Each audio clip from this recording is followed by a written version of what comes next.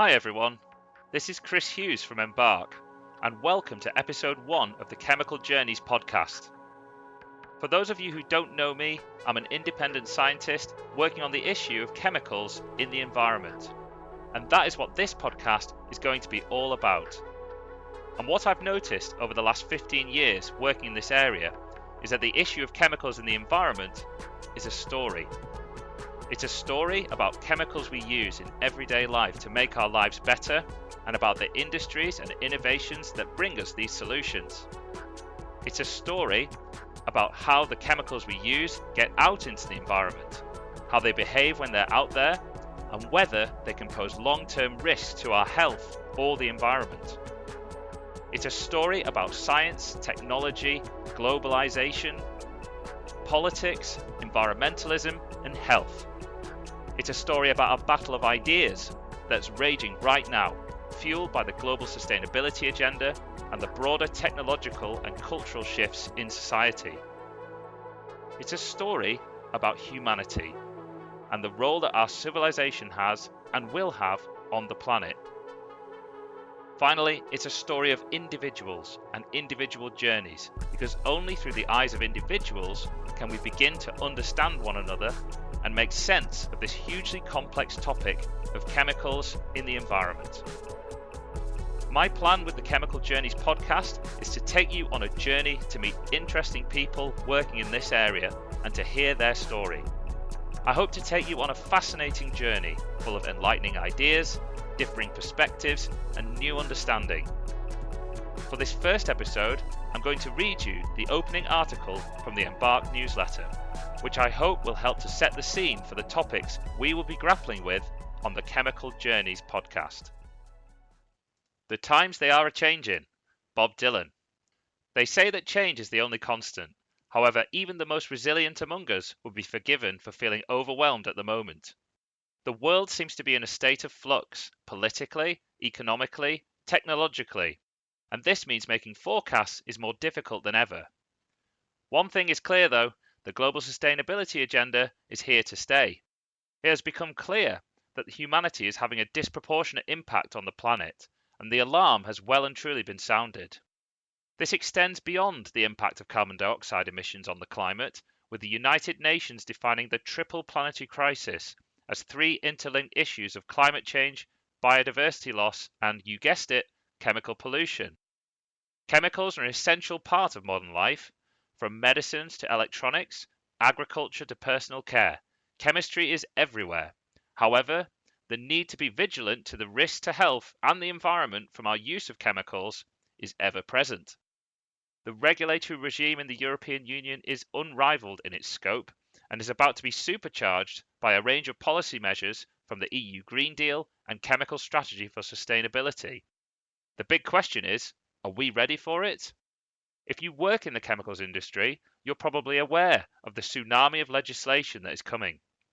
You're likely to already be firefighting against a long list of compliance challenges, making it difficult to do the long-term planning and strategizing for the future issues your organization will need to navigate.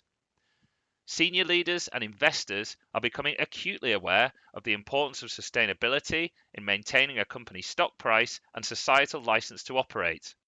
Issues of chemical pollution, if they weren't before, are now inextricably tied to this.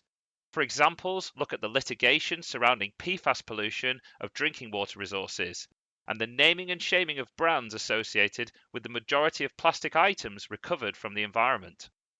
These examples are only the tip of an iceberg, with chemical issues continuously evolving and metastasizing to impact businesses in unexpected ways.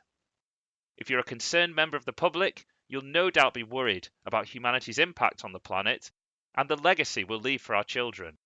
You want to understand these issues better so that you can make informed choices and actions that align with your values.